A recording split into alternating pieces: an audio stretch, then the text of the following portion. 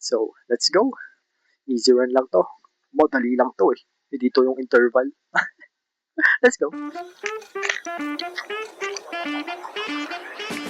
So, it's day 14 of trying to achieve 5 kilometers sub 30 and ang program natin ngayon is easy run.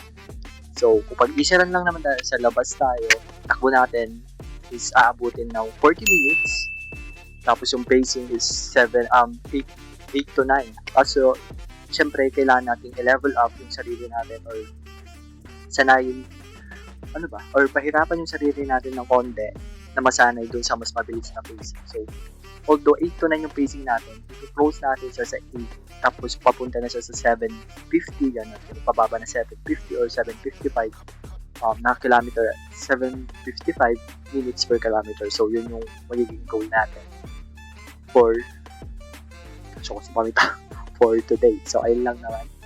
So, bago tayo magsimula, syempre, mag-pray lang tayo ng konti lang. So, Ama, sana po maging safe po yung takbo ko sa labas. Hindi po ako mabangga, mapahamak, ma-aksidente, o mahulog man sa kanila. Lamang po, salamat po Ama. Amen. So, ayun lang. So, let's go. Easy run lang to. Madali lang to eh. Dito yung interval. Let's go. So, ayan na, palabas na tayo sa arko bago tayo magsimula. And, check ko rin pa rin yung form ko. Parang gusto ko na siyang ayusin talaga. Huwag na ako mag-random na muna lang. Gusto ko rin ayusin na yung form. Yung talaga yung nagulat din ako dito sa running na to na hindi ba siya basta-basta tamakbo ka lang, kailangan may proper form ng pagtakbo. Nagaya ko is yung fall forward na technique na tinuro sa TikTok. Kaya. Okay. 20 minutes in. 2.5 km na tayo. Pabalik na tayo. So, yung nakahold natin pace medyo mabilis. 7:46 ganon. Which masaya naman. So, dapat easy run lang. Pero sige lang. Na masanay yung katawan natin habang pinapractice natin yung proper form ng pagtakbo. Okay. Let's go.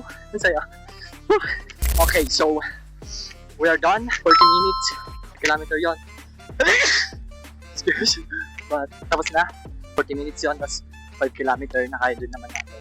Kinukunik ko talaga yung form ko every time yun. Kumbaga kapag medyo feeling ko na mali na yung form ko, pinabagalan ko konti tapos kinukorek ko.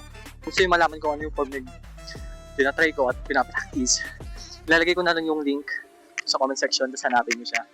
Si Nandinard Jeff, ata yung pangalan. Correct me if I'm wrong, pero yun yung fall forward technique na pagtakbo. So yun lang. So that's it. To wrap it up again, this is our day 14, the easy run of trying to achieve 5 kilometers sub 30. It's Ernil, reminding you, Memento Mori, yun yung dahilan kung ba't ko ginagawa tong mga bagay na to. At sana kayo din, na gawin nyo yung mga bagay na ikabubuti nyo, walang inaapakan na tao, sinasaktan. Yun lang naman. Let's go.